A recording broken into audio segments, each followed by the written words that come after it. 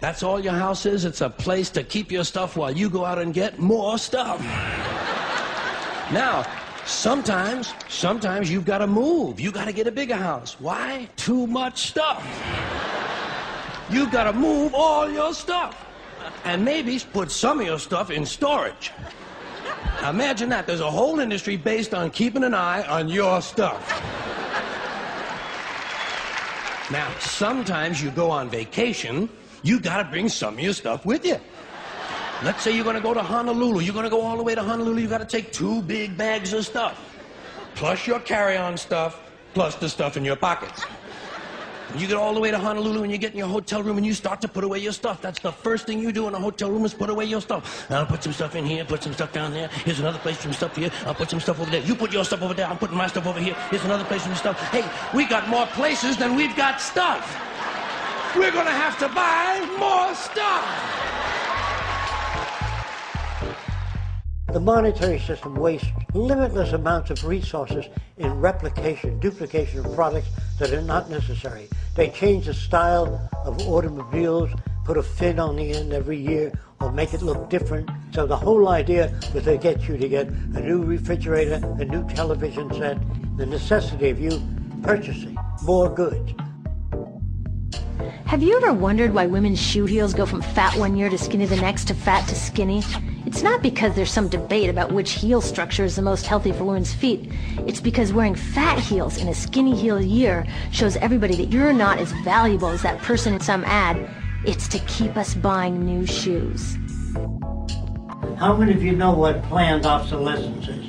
Engineers today design electric bulbs and motors, electric motors, to die out at a certain time. They deliberately withhold efficiency so things will wear out and break down, so you'll have to buy new things. The products that they sell you are deliberately designed to wear out, break down, so you have to continually service those things. You notice that your telephone is pretty reliable? Well, we here in America can think.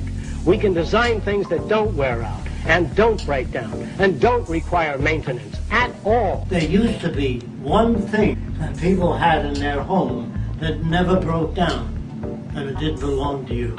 That's a telephone in the old days, made by the phone company. It was designed not to break down, because then they'd have to service it. So you could drop out on the floor. It was heavy. You buy these cell phones today, junk. They run a little beyond the warranty.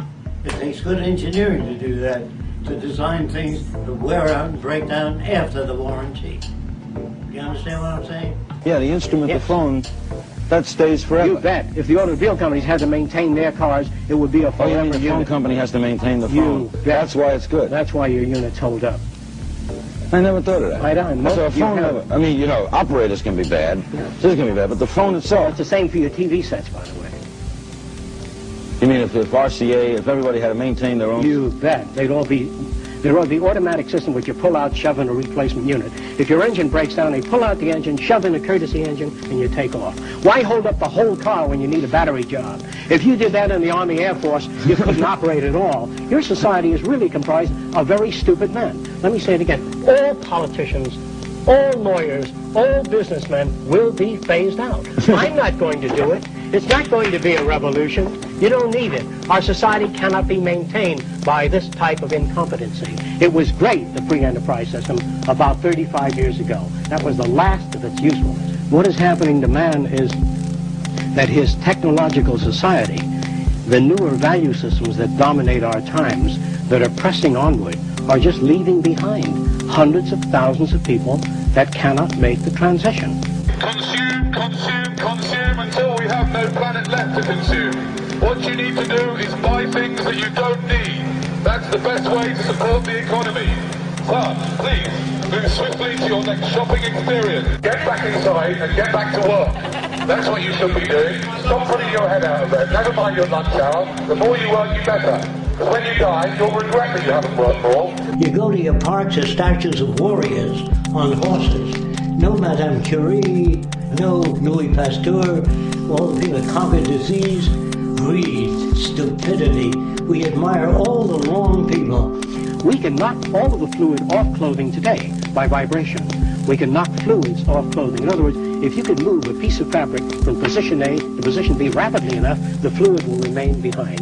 Ultrasonically vibrating the fabric can remove the fluids, and you need not contaminate your waters. You don't have to use any of the system today. You see that when you take off in an airplane and you look down and you see everybody's got a little pile of stuff. Everybody's got their own pile of stuff. That's all your house is. Your house is just a place for your stuff. If you didn't have so much goddamn stuff, you wouldn't need a house. You don't want records, tape recorders, all this junk that requires continuous maintenance. All you want is the music you like. You dial it and you get the music. You don't need to pick up records or store them. You live in an insane culture where we duplicate things. In our society, that is a resource-based economy, machines free people. You see, we can't imagine that because we've never known that kind of world. All repetitious jobs will be phased out.